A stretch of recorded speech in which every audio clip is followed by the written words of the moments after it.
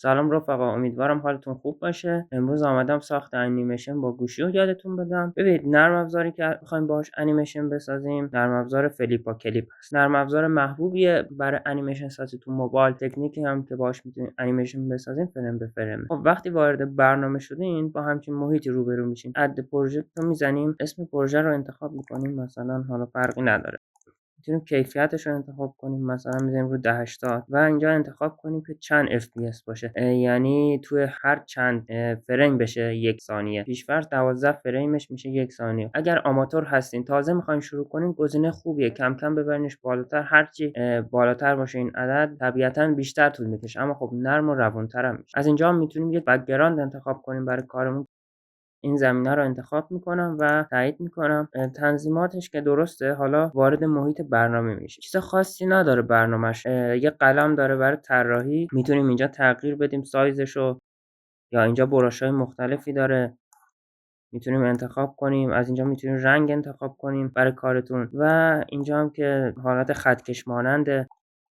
و از اینجا میتونین موزیک انتخاب کنین. از اینجا میتونین مثلا شما یه چیزی رو کشیدین، با این میتونین انتخابش کنین و حالا بخواین جابجاش بکنین. اینم که پاپ کنه. و از این قسمت میتونین لایه انتخاب بکنین، مثلا لایه جدید بسازین. اینجا میتونین فریم جدید بسازین.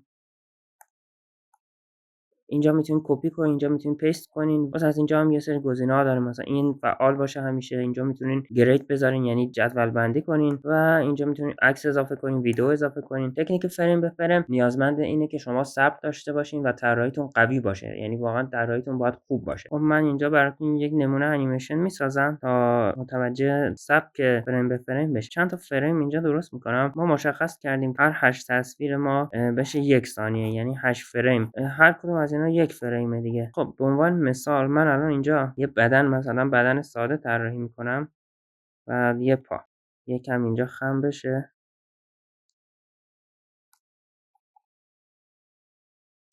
پاهاش همون جای قبلیه طبیعتا.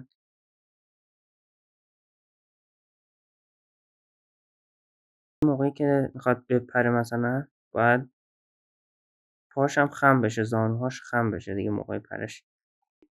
از همین یه کپی میگیرم، چون موقعی که مثلا یه کاراکتر میخواد بپره یکم مکس میکنه دیگه. دو نکته که تو فریم به فریم خیلی مهمه، یکی اینه که شما باید حتما طراحیتون خیلی خوب باشه. من الان فقط جهت اینکه درک بکنین میکشم، وگرنه زیاد رو طراحیش می‌بینین که زمان نمیذارم. یکی اینکه طراحیتون خوب باشه و یکی دیگه 12 قانون انیمیشنه. 12 قانون انیمیشن رو شما سرچ بکنین داخل اینترنت، مطالعه بکنین که حتما کمکتون میکنه. تمام انیماتورهای بزرگ این 12 قانون رو پیروی میکنن و باعث میشه خیلی انیمیشن خوبی بتونن بسازن.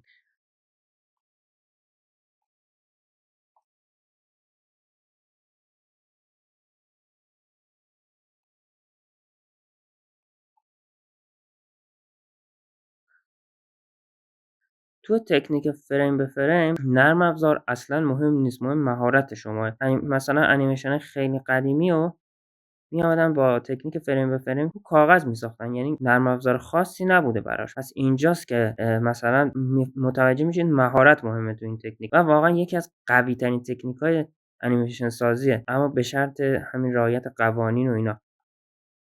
تمام انیمیشن‌های قدیمی دیگه با این تکنیک ساخته می‌شده و اصلا ربطی به نرم افزار نداره. شما بگین من مثلا الان میخوام با گوشی بسازم، پس کارهایی که میسازم خیلی محدوده. تا الان دیگه متوجه شدین که من دارم چی کار میکنم. دارم تو هر فریم یک قسمت رو طراحی میکنم که اینا کنار هم تبدیل به یک انیمیشن بشه.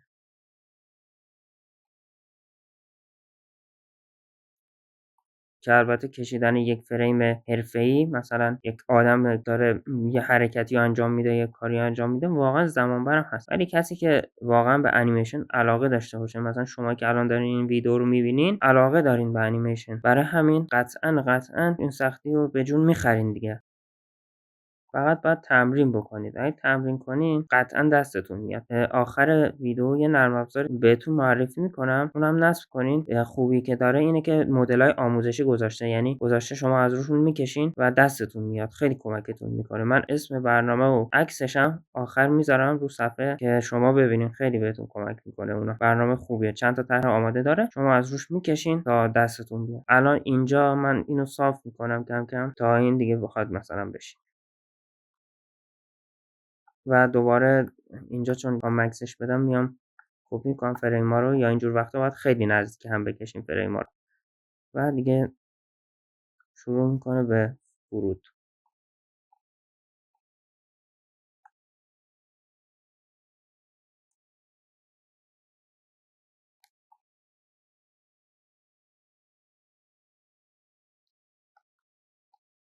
قوانین انیمیشن خیلی کمکتون میکنه تا بتونین کارهای قشنگی بسازین. خب من این فریم رو حذف کنم. اینجا که فرود میاد کاراکتر من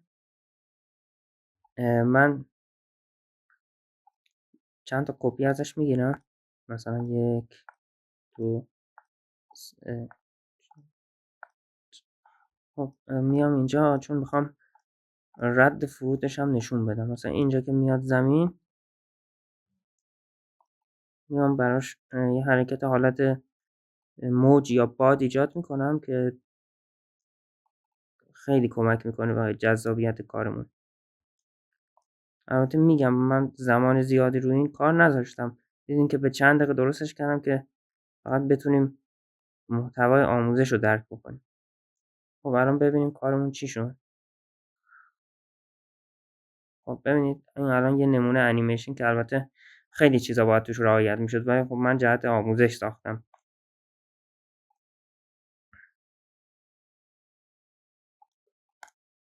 خب کلا تا الان دیگه روش فریم به فریم رو تا الان درک کردین دیگه. هر فریم رو که میایم میسازیم حرکت بعد توش اجرا میکنیم تا همه اینا با هم تبدیل به یک انیمیشن بشه.